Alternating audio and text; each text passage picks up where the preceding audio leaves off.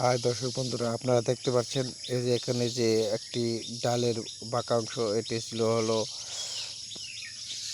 বড় সুন্দরী কুলের আর কি কলম করেছিলাম। সেই গাছটি এখন এত মোটা হয়ে গেছে।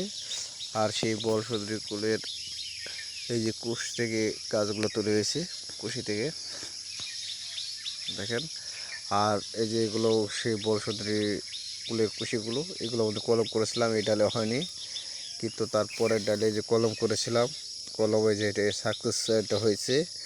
আবার এই যে দেখেন আরেকটি কলম হইতেছে, একটি পাতা আসছে, এইগুলো কলম হয়ে গেছে। 5টি কলম দিয়েছিলাম, 5টি কলমের মধ্যে 3টি কলম হয়ে গেছে। 5টি কলমের মধ্যে 3টি কলম হয়েছে। এই যে আরেকটি কলম করেছি, এটা হয়েছে। এগুলো চুক কলম করেছিলাম। আমার সব থেকে চুক কলমই ভালো লাগে।